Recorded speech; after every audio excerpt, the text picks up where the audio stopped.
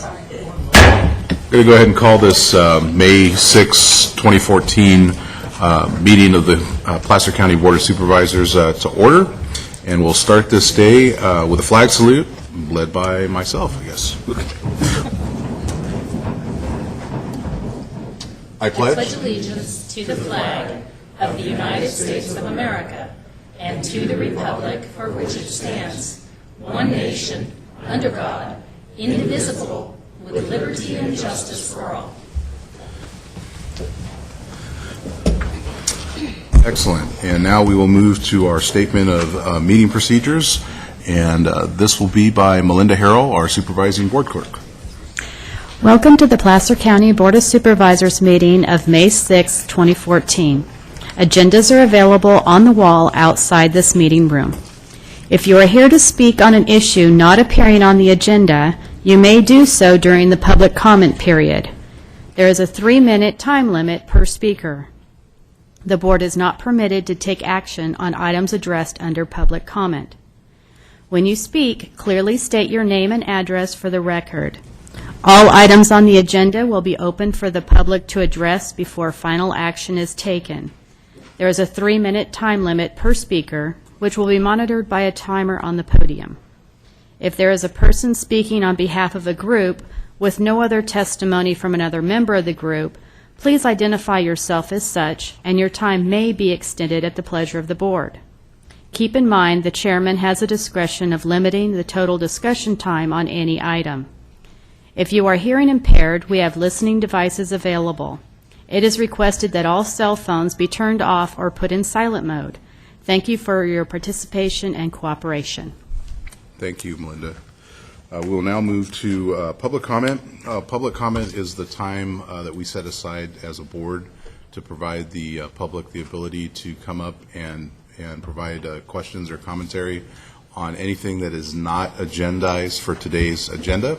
So do we have anybody from the public that would like to come up and speak? Yes, please come up and state your name and Good morning. My name is Joe Offer, and I'm Vice President of Placer People of Faith Together. We represent 15 religious congregations in Placer County. Among other projects, we've been studying the Placer County Jail and criminal justice system for almost 3 years, and we've learned a lot. Last year in March, we learned that Placer County paid $316,000 for development of a criminal justice master plan. This sounded to us like a wonderful idea. David Bennett Consulting was supposed to develop a plan to make the best use possible of our criminal justice resources. Early last year, Mr. Bennett gave an impressive presentation to a meeting of the Board of Supervisors, offering the hope that perhaps we could come up with some new ideas to replace our expensive habit of building more jail cells and putting more and more people in them. We had hoped that there would be real wisdom in this plan. Ideas like tough, effective treatment for drug addicts and alcohol abusers and mentally ill offenders, instead of revolving door incarceration. Maybe we could offer job training to offenders so they could have a constructive alternative to returning to a life of crime. Maybe we could offer hope to offenders instead of a lifetime of continual incarceration. Maybe we could offer alternative sentencing, programs with teeth in them that help turn offenders around so they move away from a life of crime. It was our understanding that the planning process would end with a symposium where the plan would be presented. We expected that this symposium would be open to the public as such presentations are supposed to be. We heard that Mr. Bennett's study had been completed and that a symposium was scheduled for early this year. Then we heard that the symposium had been postponed and then postponed again. And for the last 2 or 3 months, we haven't heard anything at all about our $316,000 criminal justice master plan. As taxpayers, we think we have the right to hear and consider the ideas developed in this plan. We're in the process of opening a new jail, and we're convinced that we need that jail. Now, there's already talk about building onto that jail, adding more space, and we're not so sure about that. We'd like to know if there are better ways to spend our criminal justice tax dollars.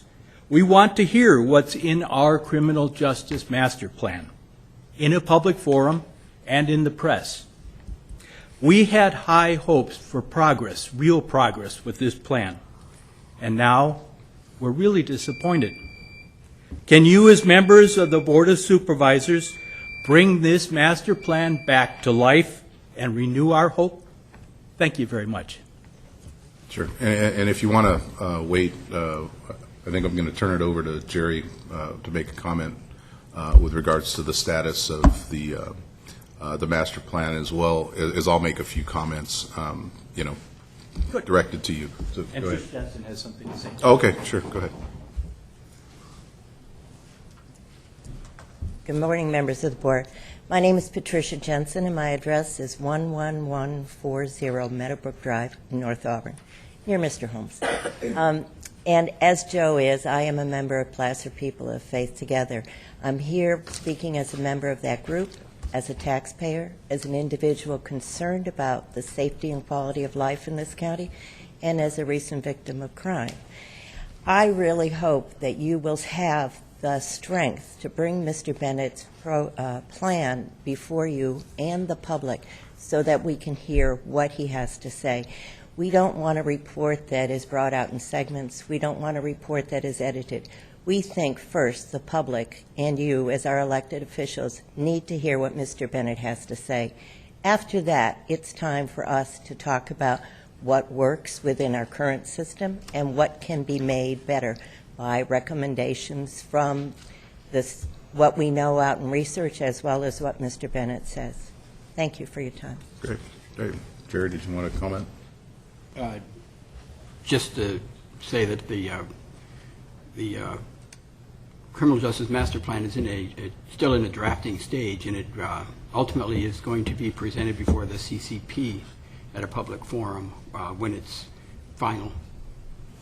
Right, and just for your own edification, we've been working on a lot of different moving parts with regards to that particular plan, and it is of primary concern to not only board supervisors, but the people of Placer, because it is one of the most important pieces of the puzzle that we have for our public safety component. As a co-chair of the Criminal Justice Policy Committee, I encourage you to communicate with me. You want to come down and sit down and talk anytime. We can talk about where that is in the process, but transparency has always been something that I think the board has been very critical about, and wanting to make sure that the public understands where their tax dollars are going. And I can assure you that this report and your input is very important to the process. And we'll do everything that we can to make sure that we present this in a timely fashion for everyone to be able to look at, analyze, evaluate, and then have a discussion about how we move forward. So, all right. Thank you. Thank you. Great. Supervisor committee reports. We'll start. Supervisor Weigand? None? Supervisor Montgomery? Just wanted to report that last week I did have the opportunity to go down to Los Angeles and speak to the U.S. Forest Service Chiefs panel review, and had the opportunity to talk about the American Fire and the work that Placer County did with our federal, state, and other local jurisdictional partners during the American Fire. Was very well received by the group that was there. Got a number of business cards from our federal partners who were particularly interested in our biomass program that we're working on, and I'll be following up with them on that. Excellent. Supervisor Holmes? Okay, great. I did have one comment that I wanted to make. Again, I wanted to remind everyone today is the big day of giving. We've got approximately 15 hours left to consider making donations, and the Big Day of Giving assists pretty close, several hundred Placer County nonprofits with their funding for the year. And as of right now, we have, you can give by a smartphone too if you'd like, but as of right now, we have 3,989 gifts for a total of $734,000, and our goal is $1 million.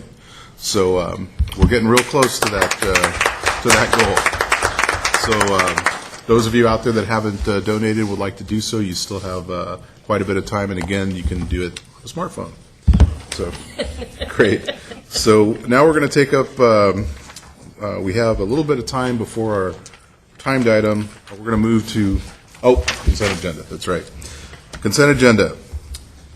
Do we have anyone, any of the supervisors would like to remove anything from the agenda?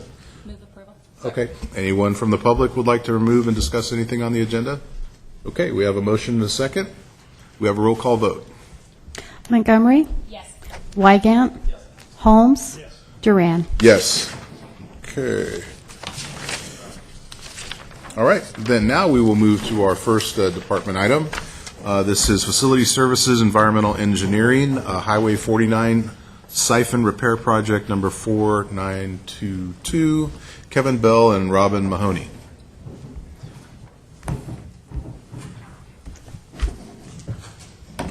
Good morning, Chairman Duran, members of your board. I'm Kevin Bell, Environmental Engineering Program Manager, and we're here to request that your board approve the plans and specifications for the Highway 49 Siphon Repair Project and authorize staff to solicit bids, adopt a resolution authorizing the Director of Facility Services or designee to award and execute the resulting contract, and approve any required change orders in an amount not to exceed $425,000 upon risk management's and County Council's review and approval, and consistent with Section 20142 of the Public Contract Code, funded by Sewer Maintenance District 1, user fees with no net county cost, and third, to approve a budget revision appropriating $500,000 from the SMD1 fiscal year 2013-14 operating budget to create a new capital project in number 4922 in the Capital Projects Fund. And I have Robin Mahoney, he's an associate civil engineer in our division, to talk about the project and the background on the project. Good morning, Honorable Chairman, members of the board. As part of this condition assessment program that we perform, staff performs closed circuit television inspection of all the gravity sewer pipe in our systems every 5 to 10 years. One section of pressurized pipe in SMD1 that conveys about 2/3 of the sewer flow that has previously been unable to be inspected using TV cameras recently because it could not be drained. Staff recently installed a bypass pipe allowing the pipe to be drained, and subsequent TV inspections identified a 320-foot section of pipe that is severely deteriorated. A collapse of this section of pipe under Highway 49 would cause interrupted service, likely environmental impacts, significant traffic impacts, and potential risk to public health and safety. Staff analyzed multiple alternative solutions and determined the most cost-effective solution to be the installation of a cured-in-place pipe. A cured-in-place pipe is a soft piece of pipe that goes inside of an existing pipe. It's pressurized and heated until it hardens, and it forms a new pipe inside the existing pipe. Pending your board approval, the project will be performed over 10 consecutive nights, and this is done to limit impacts to local businesses and to traffic. 2 excavation areas would be required in the northbound lanes of Highway 49. Engineering staff performed the design, prepared the plans and specifications, and estimated the construction work at $425,000, including contingency. Considering the severity of the pipe deterioration, staff recommends that your board take the following actions today to allow the work to proceed this construction season. I'm available to take any questions. Any questions from the board? Yeah, thank you, Robin. You mentioned that this is going to take place over 10 consecutive nights. Does that include Correct. weekends? Excuse me? Does that include weekends? Yeah, that would be including 1 or 2 weekends there, yeah. Okay, good. Actually, I have 2 questions, Robin. The first question is, with the technology of replacing the pipe and putting another pipe in, hardening, do we have any concerns about pressurization, flow, anything along those lines? We are going to, county staff is going to perform a sewer bypass during the work, so the pipe's going to be empty. And this is fairly standard work. We do trenchless technology work every year, and there's very few complications with the work. The larger the pipe, the fewer the complications, and this is a fairly large pipe. Okay. My second question is with regards to the contingency. I noticed that it includes a 20% contingency in normal projects, or 10%. Are we expecting anything unusual with the excavation here? Just due to the nature of it being in an intersection in Highway 49 and taking out a couple lanes of Highway 49, we're just trying to make sure that we are covering all our bases. Okay. That's good. I'm good with that. Any questions from the public? I'll go ahead and bring this item back to the board. All right. We have a motion. We have a second. All those in favor? Aye. Any opposition? Any abstentions? The motion carries. Now I am going to turn it over. We're going to go to our 9:15 timed item.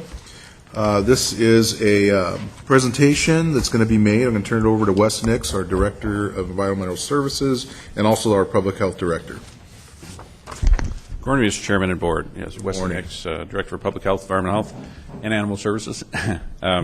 On behalf of the HHS Department, it's my pleasure to request the action to proclaim May 2014 as Lupus Awareness Month here in Placer County. Lupus is a disorder to the immune system known as autoimmune disease, where the immune system turns against parts of the body, which can lead to inflammation and damage to various body tissue. Lupus can affect many parts of the body, including joints, skin, kidneys, heart, lungs, blood, and even the brain. The number of people with lupus in the United States is estimated to be as many as 1.5 million, and anyone can develop it, including children. 9 out of 10 people who have lupus are women, and the disease usually strikes during childbearing years. No single test can be used to diagnose lupus, and it could take several months or years after symptoms first appear for doctors to make a definitive diagnosis. And at present, there is no cure for lupus. However, it can be effectively treated with drugs, and most people with disease can lead active, healthy lives. And it's characterized by illness in periods called flares, and then the periods called remission. Understanding how to prevent flares and how to treat them when they do occur helps people with lupus maintain better health. Intense research is underway currently, and scientists funded by the National Institute of Health are continuing to make great strides in understanding the disease, which hopefully ultimately can lead to a cure. I'd like to introduce to you Ms. Deidre Baptista from Rockland, who is a Lupus Institute National Coalition member and your constituent that brought this request forward to the HHS Department to speak on behalf of the Institute.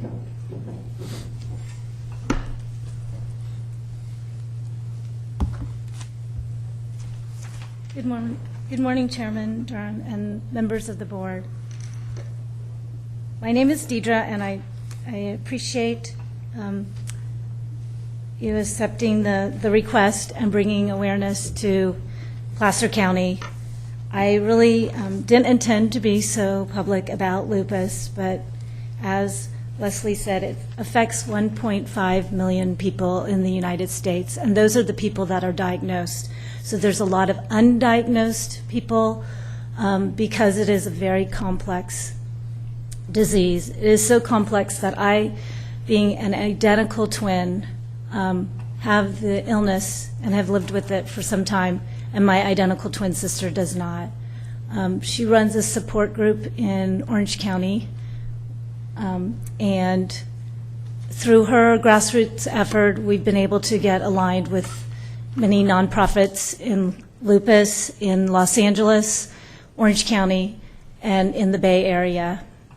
That led us to Washington, D.C. I just returned in March with the Lupus Research Institute. They've been able to do amazing research.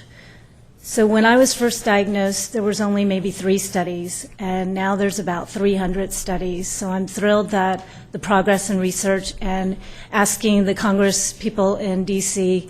For $32 million from the NIH has been successful in getting the lupus initiative out to the medical schools, to the community.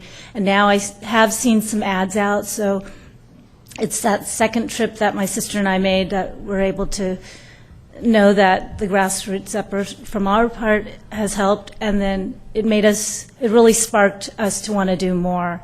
So like Wesley said, there's strange symptoms, and for me personally, I woke up one day, went to the gym, because I was always an active person, and I still am, but I went through probably about 5 years of debilitating fatigue. I was a young person starting my career in San Francisco and really anxious to be a contributing member to the workforce. And unfortunately, I had to take a leave. I lost my job. The relationship I was in, that also ended. And I spent many months, actually almost a year in bed, and did not get a diagnosis for 8 months. I had inflammation. I had headaches, I had extreme fatigue, and I did not know what was going on with me. I always had been active. I just thought, okay, it cannot just be muscle joint aches from this gym class that I was in. So it took 8 months. I ended up at a rheumatologist's office with the diagnosis of systemic erythematosus, and there's 4 different types, and I don't want to take too long, so I do have little pamphlets to hand you with website information. And basically, my wellness journey, I just knew that I had to help more. And so we brought proclamations to Irvine, where my sister and I went to school, and my sister lives there now. You see Irvine. She does speak at different events. She just spoke to some pre-med students, and a lot of them did not know what lupus was. And she also went to Laguna Hills and Orange County. So the County of Orange, also there's a proclamation. We're going to continue our efforts with our creative passions as well. I designed this butterfly pin with my sister, and it's sparked a lot of conversation, and it's a butterfly because that's the symbol of hope for lupus patients. There's a kind called discoid lupus where you can get a rash on your face, and it is also symmetrically, it's an identical twin when folded in half. So it means a lot to me and my sister. We have shared that with art centers. It was in the Placer Herald last year. My children, I have 2 young children that go to school in Rockland, and they were excited to see Mommy's butterfly pins that she had been crafting for hours on the front cover of the Placer Herald. So that was exciting for them, but they don't even know how much it means to me to be well and to be able to have children, because a lot of people that I've met are unable to have children, have kidney dialysis, kidney transplants. The one drug that was approved 2 years ago is only for the mild lupus. It had been 50 years since another medication had been approved. So the medications are pretty strong.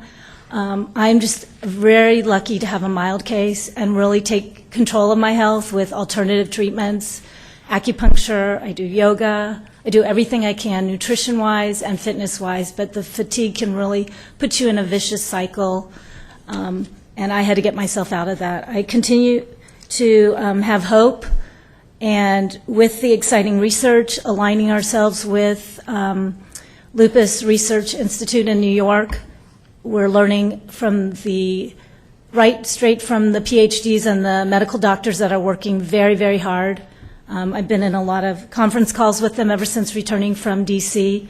And my sister and I continue to spread our awareness in a creative manner. She was able to get her elementary school to put up a butterfly mural tile, the first one at the elementary school.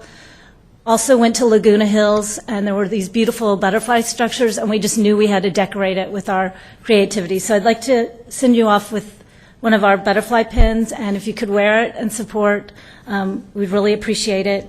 And please share the information and let people know May is Lupus Awareness Month, because we're also headed to the state of California next week, where my sister and I will be part of the proclamation for the state of California. Assemblyman Nora Campos has 4 friends who have lupus, and so with that, it really motivated her to bring awareness to the state level. So thank you very much. Really you. appreciate it. Thank you. Thank you for bringing that to our attention and your courage, Deidre. So we're requesting the board to proclaim May 2014 as Lupus Awareness Month here in Placer in support of research that will enable lupus patients to obtain the highest standards available. And I have the proclamation here if you'd like me to read it, or... Sure, go ahead. Okay. So let's present this to you. It's very nice.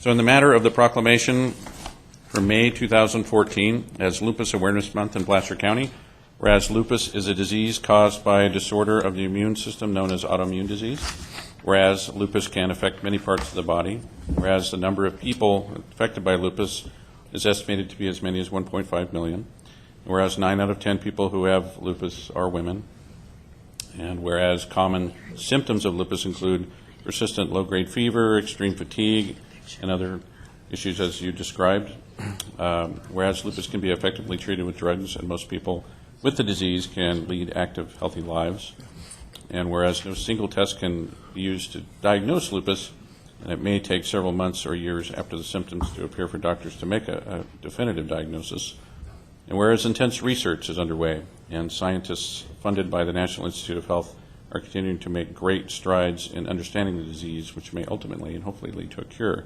Now, therefore, be it proclaimed that Placer County Board of Supervisors does hereby declare May 2014 as Lupus Awareness Month in support of the National Institute of Health's research that will enable lupus patients to obtain the highest attainable standards of health. Great.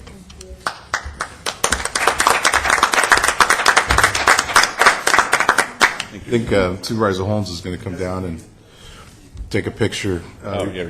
Oh, absolutely. Yeah, you can be. Oh, I don't need to be in it here. Yeah, you do. Oh, okay. Yeah. Not in the middle. Put her in the middle. Yeah. Rolling.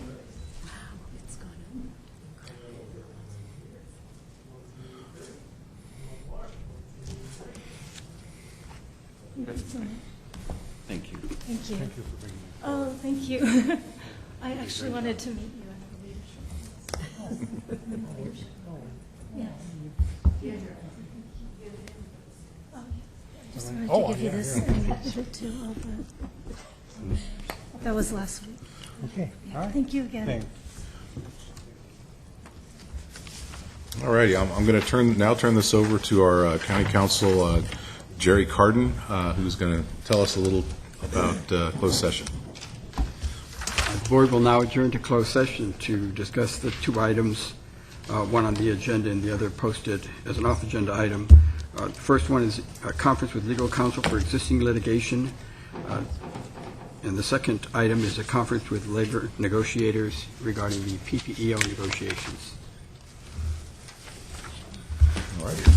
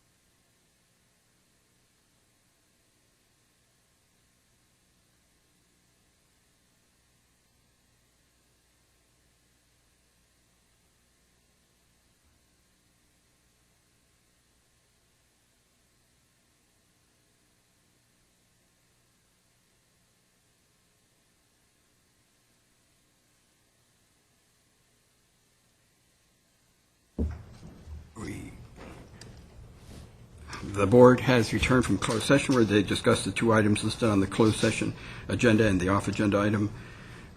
In the conference with legal counsel, the board gave direction to counsel, and with the conference with labor negotiators, the board heard a report from their labor negotiations team.